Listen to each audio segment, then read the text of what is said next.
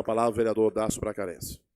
Eu sei o quanto é desagradável para a classe política, o quão é incômodo para o sistema, o quão é ruim para um sistema político absolutamente equivocado, viciado, apontado para o atraso, quando um parlamentar, seja ele de qual esfera, municipal, estadual ou federal, resolve tocar em temas absolutamente fétidos.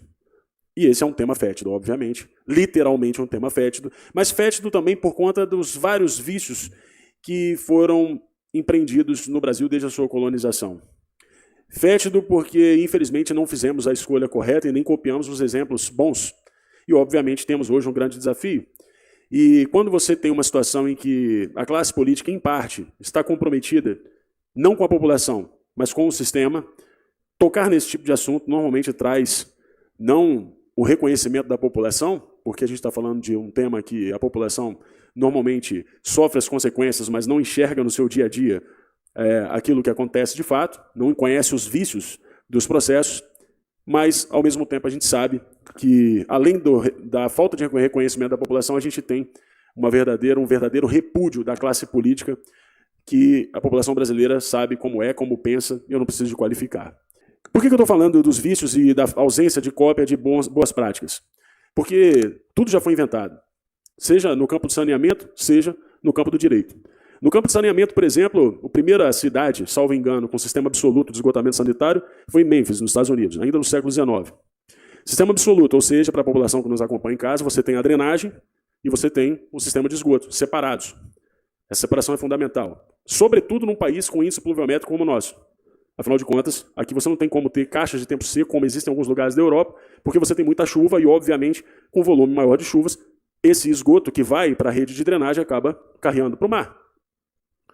E não só isso também. Temos outras práticas. Por exemplo, também nos Estados Unidos, você tem em Nova York o sistema de saneamento que é bem interessante, lastreado num princípio que nasce na Inglaterra, o princípio do poluidor-pagador. Esse princípio do direito, ele nasce na Inglaterra ainda no século XIX, numa disputa entre duas famílias, Ryland versus Fletcher. Uma mina inundou e acabou carreando na outra aquela água, aquela inundação, e aí o dono do sítio ao lado processou o anterior. Baseado nisso, eles falaram, realmente existe aí uma questão de obrigação de fazer quando um outro polui ou danifica aquilo que me pertence. Então, baseado nisso, as pessoas passaram a entender o seguinte, aquilo que é público normalmente não pertence a ninguém, mas quando é privado, essa pessoa defende a sua propriedade, de modo que se alguém polui a minha propriedade, eu recorro, eu aciono na justiça. E pensando nisso, algum prefeito de Nova York, em algum tempo, eu não quero ficar aqui nominando, personificando, nem fulanizando debates, algum prefeito de Nova York pensou assim, falou, caramba, então significa que se a água nasce lá em Catskill, Adirondack, que é uma cadeia de montanhas que tem, quem poluir essa água no caminho está impactando o meu município. Sendo assim, ele começou a cobrar os outros municípios que não poluíssem o rio. Então você tem hoje em Nova York três reservatórios, o Croton, o Catskill e o Delaware. Delaware é por conta de um canal, um aqueduto de mais ou menos 70 quilômetros, que abastece Nova York. A água chega em Nova York praticamente cristalina, sem precisar de qualquer tipo de tratamento. É como mais ou menos aqui em Vitória, se a gente tivesse um prefeito com coragem, a gente nunca teve um prefeito corajoso em Vitória, destaco aqui, nenhum! Se a gente tivesse tido um prefeito com coragem, esse prefeito tinha cobrado dos municípios que poluem do Rio Jucu, desde a nascente lá, na região de Pedra Azul até aqui, cobrado uma indenização a todo mundo que polui a nossa água. Da mesma forma em relação ao Rio Santa Maria. E a gente teria hoje aqui em Vitória a água chegando limpa sem precisar de tratamento. Sem estar envenenada. Envenenada por parabenos. É isso mesmo. Não duvidem. A água que vocês tomam está, infelizmente, derrubando a sua testosterona. É isso mesmo. É isso mesmo. Vocês estão brincando? E mais ainda, né? Cheia de flúor, cheia de cloro, venenos. A gente toma água envenenada porque a gente nunca teve um só prefeito de Vitória que agisse com as práticas que são realizadas lá fora, utilizando o princípio do poluidor-pagador.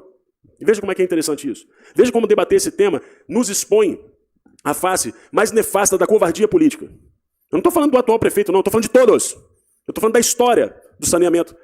Veja como é que é interessante debater isso. Então, hoje, a gente continua do mesmo jeito. Sabe por quê? Porque o governo do estado está fazendo um ótimo trabalho de drenagem em Vila Velha, e é verdade, está sendo feito um ótimo trabalho de drenagem em Vila Velha, quero avisar aqui. O governo do estado está de parabéns. Os canais, as estações de bombeamento, só que isso tem um pequeno detalhe. Isso aumenta a eficiência da poluição. Olha que coisa interessante. Você pega, por exemplo, aquela estação de bombeamento que foi feita em Cobilândia, a estação do Rio Marinho, todas essas estações, eu tenho estudado um pouco sobre o assunto, todo o esgotamento sanitário de Vila Velha ganhou eficiência para poder ir para o Mar de Vitória. A Baía Receptora. Estamos tomando banho na merda. Estamos contaminando a comida que a gente come em toda em todo festival de moqueca, torta capixaba e por aí vai. Portanto, a intervenção ela era urgente e necessária. É um absurdo deixar a população debaixo d'água. Mas, ao mesmo tempo, a companhia de saneamento deveria ter sido chamada para que, enquanto o sistema de drenagem estivesse sendo construído, o sistema de saneamento do tratamento de esgoto estivesse sendo encaminhado ao mesmo tempo.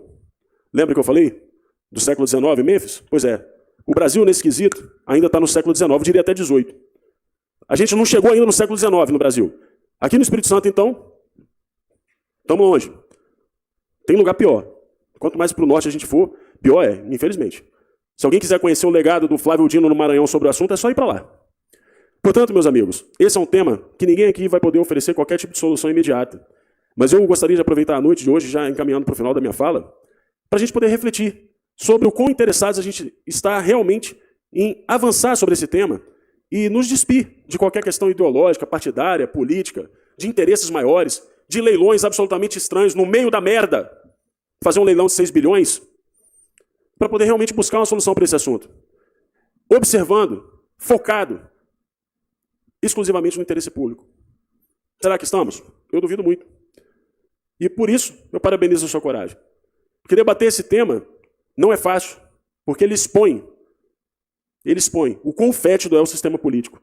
Ele expõe o quão podre está a nossa institucionalidade. Porque poderíamos ter avançado muito nisso, os municípios poderiam participar disso de forma mais efetiva.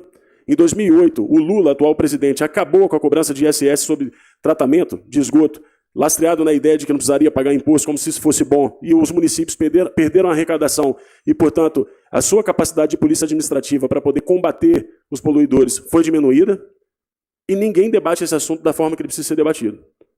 Fica só no blá blá blá, na conversa fiada, e ninguém discute isso de forma séria. Portanto, parabenizo e espero que dessa audiência a gente possa extrair elementos para poder cobrar o poder de polícia administrativa dos municípios, a coragem dos seus governantes para poder criarem novas soluções como essa, de entrar com ações para aqueles que poluem, para os grandes poluidores, e para o governo do Estado, para de uma vez por todas definir um calendário que nunca é cumprido, como o calendário em Vitória de saneamento, que existe um cronograma num contrato de prestação de serviço, eu duvido muito que ele esteja sendo atendido, para que a gente possa finalmente dizer que o Brasil, e sobretudo Vitória do Espírito Santo, chegou no século XX em relação ao saneamento. Não vou nem falar do século XXI. Obrigado.